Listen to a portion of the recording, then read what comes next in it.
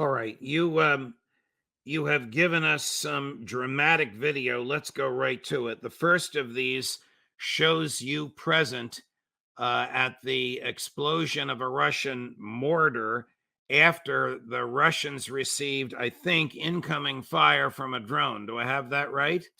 Well, basically, the situation here on this latest report of mine is I traveled to Russian forces at a military position on basically the last front line of the Lugansk area, or the Lugansk People's Republic area. Depending on what side of this conflict you favor is what you call these areas. But the fact is, this area is the Lugansk region that the Ukrainians in West calls the Lugansk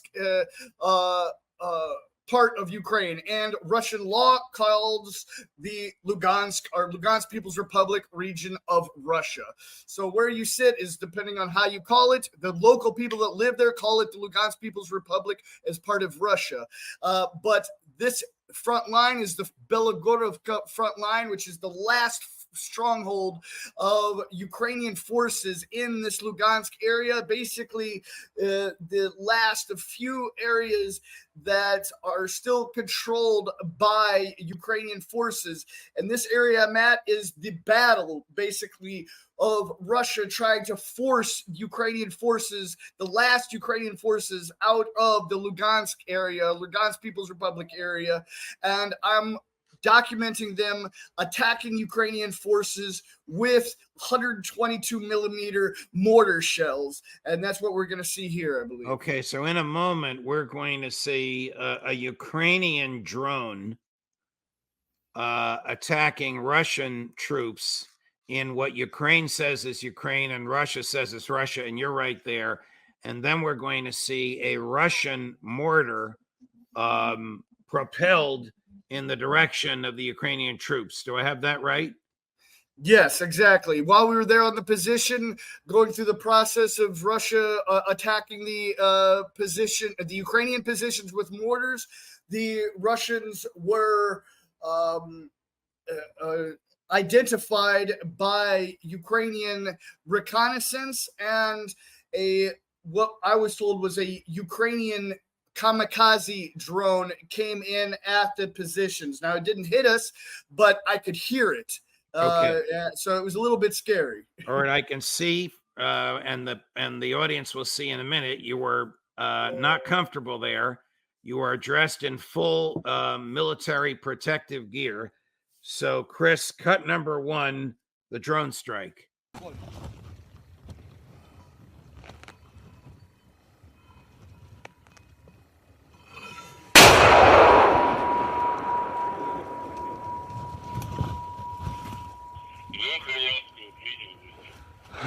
Well, this is the situation here. Drones overhead and outgoing artillery, mortars.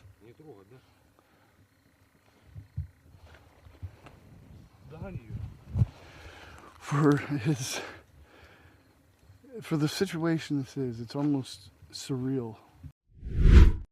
Almost surreal, my dear friend. You're so courageous. Is that the closest you have come to live fire? No. I've been actually shot at many times, and have had shells explode about 10 meters, a little over 10 yards from me in the past. Bullets, rockets, and things like that whiz by my head. So, all right. I've had quite the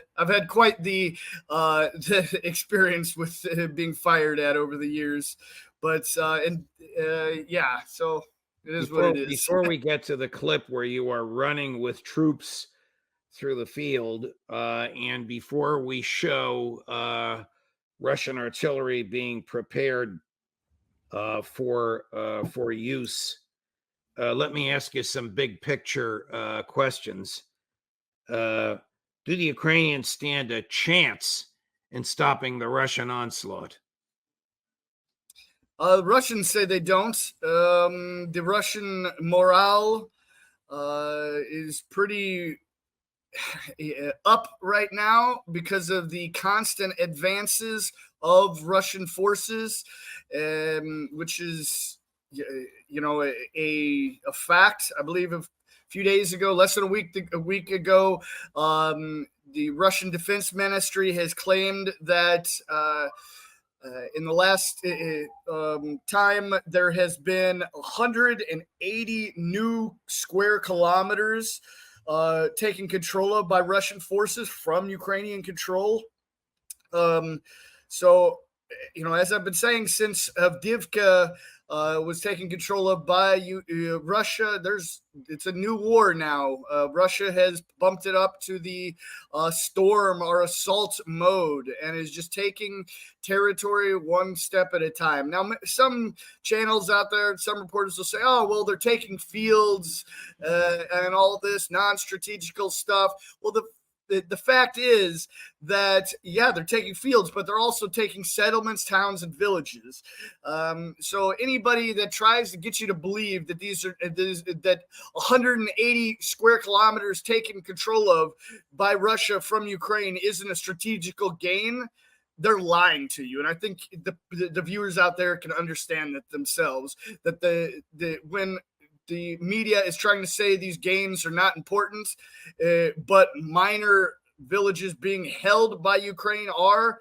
I think, the people out there can think that for themselves. As I say in all my videos, get as much information as possible and try to understand when somebody's trying to pull the rug over your face. Okay, let's go to the next clip. This will show you, and we will hear you narrating as you're running through a field with Russian troops. Что это? Укрытие. Это дрон, слышу, да?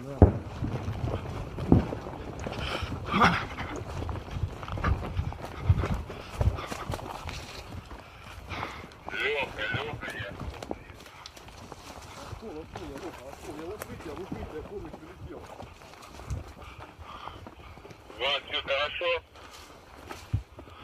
Да, ну подлетает, слышу его. Заходи. Ну давай, короче, как будешь в состоянии, то не уходи. Да, принял. All right, so heard from the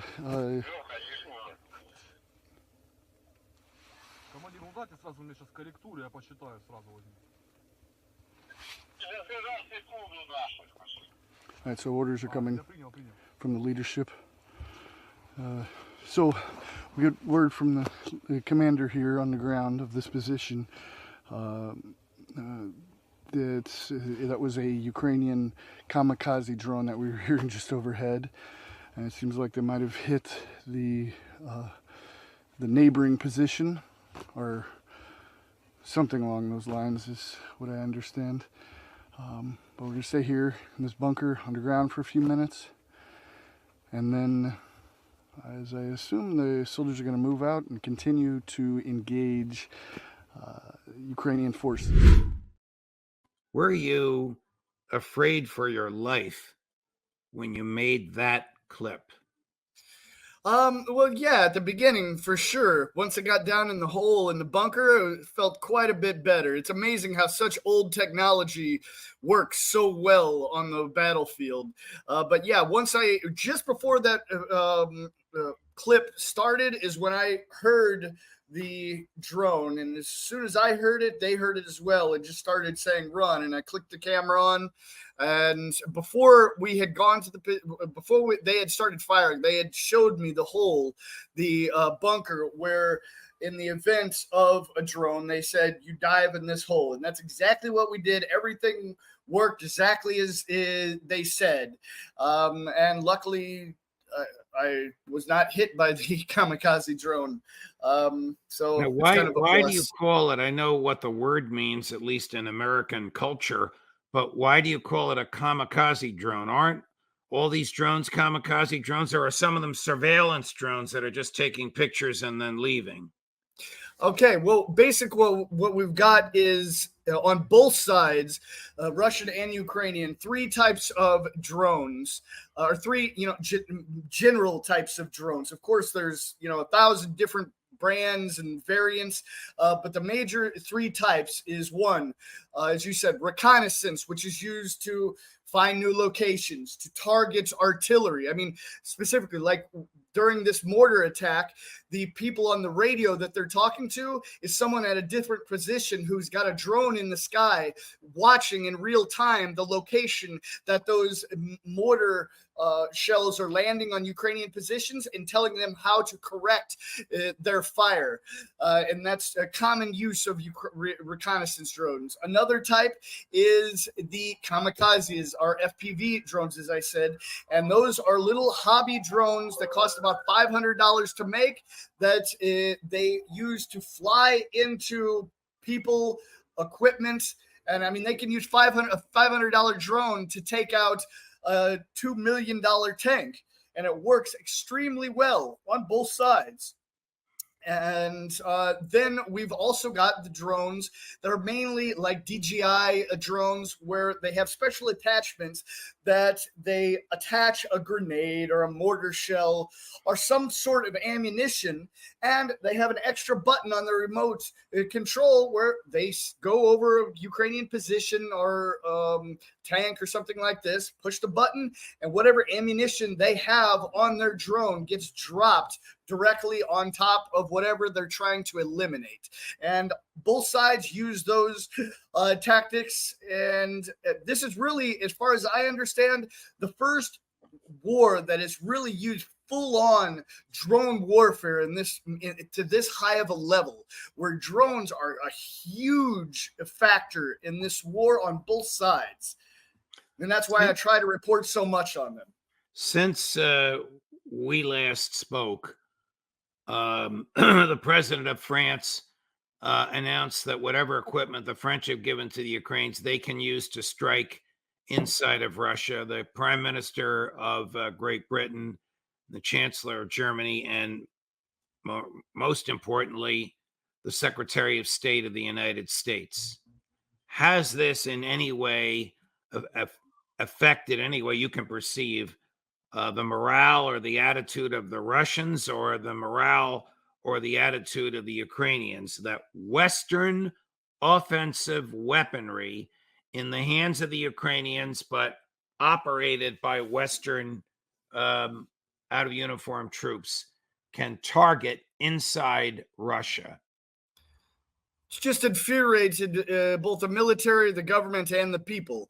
I mean, because especially the people that live in the Belgorod region of Russia, who've been are under daily attack in Russia, not a disputed area. But let's say the Russian city of Belgorod, which I did a report or a full film on not long ago. I mean, this city has thousands of civilian residents, thousands, not hardly any, like some sources might try to lie to you and try to pull the rug again over your eyes. These cities, particularly the Belgrade, I have seen hundreds of thousands of civilians living there, children, women, and the West is trying to say that it's okay for Ukraine to attack these Russian cities with Western supplied weapons. It's not okay to attack these civilians. As I showed in my report, these rockets coming from the border of the Kharkov region of Ukraine into Russia and just landing randomly across the city. It's not okay at all. And that's what is being done with Western people's tax money, the weapons that are being supplied to the West, to Ukraine by the West. And it's not okay. And something needs to be done to get people to stop dying on both sides. So tell us what we're looking at here. This is film with which you provided us, Patrick.